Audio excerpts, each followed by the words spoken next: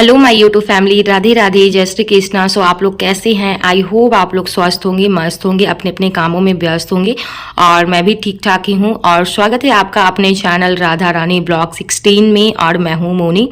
और सुबह के टाइम देखिए मैं क्या कर रही हूँ। सबसे पहले मैं रूम में क्या कर रही हूँ ना, सारे डब्बे में क्लीन कर रही हूँ। तो ये साइड का जो अलमीरा है ना, तो काफ़ी टाइम से मैंने इसको पेंडिंग में छोड़ा हुआ था। बहुत सारे धूल मिट्टी डब्बे पे गिरे हुए थे। और ये साइड का जो पर्दा है तो वो भी गंदा हो गए थे। और क्या मैं कर रही हूँ, साथ में मैं खाना भी बना रही हूँ। तो चावल मेरे बन चुके हैं और मैंने सब्जी कुकर में चढ़ा दी है, चने की सब्जी। तो मैंने रात में ही चना भीगने के लिए डाल दिया था और सुबह के टाइम में मैंने सब्जी कुकर में चढ़ा दिया। और उसके साथ मैं यहाँ पे सारे डब्बे को अच्छे से गीला कपड़ा से मैं पोंछ दूंगी। जितनी भी धूल मिट्टी होंगे सारे अच्छे से क्लीन हो जाएंगे। और अलमीरा पे भी बहुत ज़्यादा धूल मिट्टी थी, तो वो सारे भी मैंने अच्छे से क्लीन कर दिया है।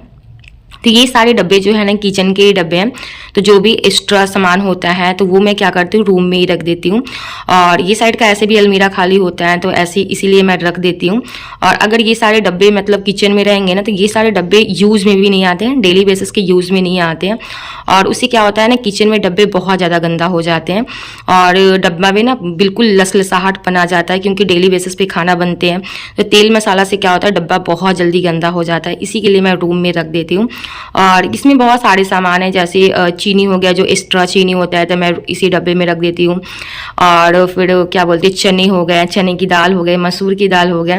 तो इसी तरीके से सारे सामान जो होते हैं एक्स्ट्रा होते हैं, तो इसी तरीके से मैं डब्बे में रख देती हूँ। और मैंने ये साइड का अलमीरा बिल्कुल अच्छे से क्लीन कर लिया है। और यहाँ पे मैंने खिड़की का भी पर्दा मैंने निकाल दिया है। और यहाँ पे भी इतने सारे धूल मिट्टी थे ना कि मैं क्या बताऊँ। तो जो ऊपर छत है ना, तो छत से भी थोड़ा बहुत धूल मिट्टी झड़ता है।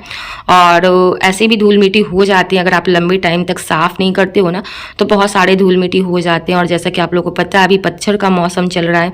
और जहाँ पे मैं रहती हूँ ना, तो आसपास मतलब खेती खेत हैं, बहुत हवा चलती है और हर जगह मिट्टी ही मिट्टी है। तो उस वजह से भी बहुत ज़्यादा गंदे हो जाते हैं। तो यहाँ पर मैं काफ़ी लंबे टाइम बाद मैं ये साइड का खिड़की मैं खोली हूँ और बहुत गंदे थे, बहुत गंदे थे, मैं क्या बताऊँ। तो सारा मैंने क्या किया, गीला कपड़ा से मैंने अच्छे से क्लीन किया है। सारा मैं खिड़की में अच्छे से पोंछ दूंगी। और पोंछने के बाद मैं जो दोनों पर्दा है ना, तो उसे मैं सर्फ में भीगने के लिए डाल दूंगी और उसको भी मैं धो दूंगी, साथ में पर्दा को भी।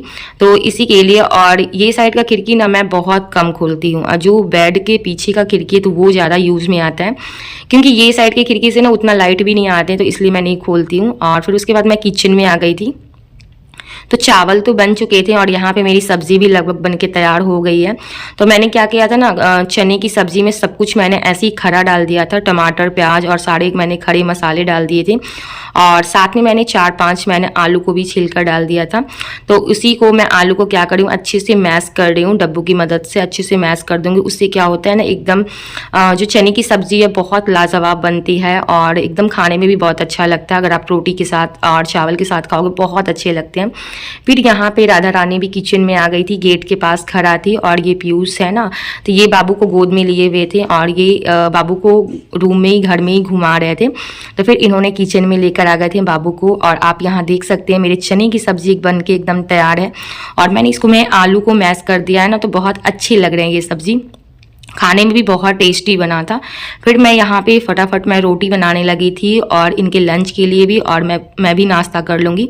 और मैं कोशिश करूँगी कि मैं डेली बेसिस पे मैं नाश्ता कर लूँ और फिर मैं दोपहर में खाना खाऊँ, क्योंकि मुझे अपने खान पान पे बहुत ज़्यादा ध्यान देना है और डॉक्टर ने मुझे रेस्ट भी लिख दिया है। तो मैं ज़्यादा कोशिश करूँगी कि मुझे जब भी समय मिले तो मैं आराम कर लूँ और फिर बाकी जो घर के काम है तो वो तो करना है ही। और मैं अपने खाना पीना पे अच्छे से ध्यान दूँ, दूध और फ्रूट्स वगैरह मैं हर चीज़ टाइम पे करूं, ताकि डिलीवरी के टाइम में कोई भी दिक्कत ना हो और ब्लड की भी कमी ना हो। तो जब मेरी बड़ी वाली बेटी हुई थी राधा रानी ना, तो उस समय मुझे कोई दिक्कत नहीं थी, ब्लड की भी कमी नहीं थी, सब कुछ बहुत अच्छे से हो गया था। लेकिन ये था कि लास्ट मोमेंट पे मुझे सेक्शन सी करवाना पड़ा, नॉर्मल डिलीवरी नहीं हो पाई थी। और इस बार भी मेरा सेक्शन सी ही होगा, नॉर्मल तो नहीं होगा। फिर यहाँ पे मैंने लंच पैकिंग करने लगे थे। तो सबसे पहले मैं इनका लंच पैकिंग करके इनको दे देती हूँ और इनका खाना पीना सब कुछ हो चुका है। और जब ये चले जाएंगे ना अपना लंच लेकर, तो उसके बाद मैं भी नाश्ता कर लूँगी। तो इनके जाने के बाद मैं साथ में ही नाश्ता कर लेती हूँ तो बहुत अच्छा होता है, वरना फिर क्या होता है कि फिर मैं कर नहीं पाती हूँ, क्योंकि उसके बाद बहुत सारे और काम हो जाते हैं। रूम की सफाई हो जाती है, झाड़ू हो जाता है, पोछा हो जाता है, बहुत सारे काम हो जाते हैं, तो फिर उसके बाद मैं नहीं खा पाती हूँ। और ये जैसे ही जाते हैं वैसे ही मैं खा लेती हूँ तो ज़्यादा अच्छा रहता है। तो अगर मैं पहले नहीं खाती थी तो कोई बात नहीं, लेकिन अब खाना बहुत ज़रूरी है।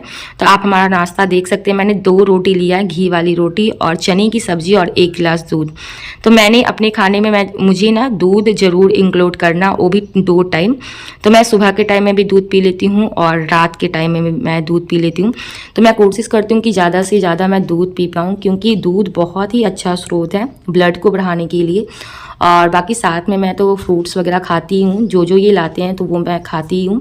और बाकी जो घर का खाना होता है तो वो तो मैं खाती हूँ। बाकी सब कुछ ठीक है, लेकिन हाँ वीकनेस बहुत ज़्यादा है, क्योंकि मेरी जो बड़ी वाली बेटी है तो उसकी डिलीवरी का सिर्फ 1 ही साल हुआ है। और जब से हमारी डिलीवरी हुई है ना, तभी से मैंने दूध पीना बिल्कुल छोड़ दिया था। यानी कि फरवरी 2024 से ही मैं दूध बिल्कुल भी नहीं पी रही हूँ। और ऐसे भी मतलब ऑपरेशन के बाद दूध पीना सही नहीं होता, और उसके बाद मैं बिल्कुल छोड़ दी थी। और जैसे ही मुझे पता चला सेकंड प्रेगनेंसी के बारे में, तभी से मैंने दूध पीना स्टार्ट कर दिया। और मैं दोनों टाइम पीना स्टार्ट कर दी हूँ ताकि ज़्यादा अच्छा रहे। फिर यहाँ पे मैं नहा ली थी, नहावा के मैंने नाइटी वेयर कर ली। थोड़ा नाइटी में ना कंफर्टेबल लगता है, और गर्मी का भी टाइम आ गया है, लेकिन क्या होता है ना, वीडियो में अच्छी नहीं लगती है। तो मैं कोशिश करूँगी कि मैं ज़्यादा से ज़्यादा सूट पहनूँ और ढीला सूट पहनूँ, ताकि मुझे भी थोड़ा आराम लगे। लेकिन मेरा जितना भी सूट है ना, तो वो कुछ टाइम तक हो जाएंगे, लेकिन आगे तो नहीं होंगे। फिर आगे के लिए मुझे या तो सूट परचेस करना पड़ेगा, या तो मैं नाइटी पहनूं, कुछ तो करना ही पड़ेगा। और फिर यहाँ पे मैं हल्का फुल्का रेडी होने लगी थी, और तैयार मुँह होकर और सिंदूर बिंदी लगाकर फिर उसके बाद मैं खाना भी खा लूँगी। और मैंने बाबू को खाना खिला दिया है, तो वो अभी आराम कर रही है, सो रही है। और जब वो सो जाती है ना, तभी मैं झाड़ू पोछा करती हूँ, ज़्यादा अच्छा रहता है, तभी मैं नहाती भी हूँ। तो यही रही हमारी दोपहर की लंच थाली, चावल और चने की सब्जी और सलाद। तो आजकल मैं सलाद डेली बेसिस पे खाना स्टार्ट कर दी हूँ। और इसके बाद जो मैं डॉक्टर के यहाँ गई थी, तो उस दिन मैंने संतरा लाया था, तो ये एक लास्ट संतरा बचे हुए थे। तो फिर हमने सोचा क्यों ना मैं संतरा छील कर खा लेती हूँ। और संतरा खाना ना मुझे इतना ज़्यादा पसंद है कि मैं क्या बताऊँ आपको, मुझे बहुत ज़्यादा पसंद है ऑरेंज। और गर्मी के टाइम में तो इतने अच्छे लगते हैं ना काला नमक के साथ, कि मैं क्या बताऊँ। और अगर संतरा मीठा हो तो और भी ज़्यादा अच्छा लगता है। फिर यहाँ मैं संतरा खा ली थी, और संतरा वगैरह खाने के बाद फिर मैं थोड़ा बाबू को रेडी कर दूँगी, शाम का टाइम है।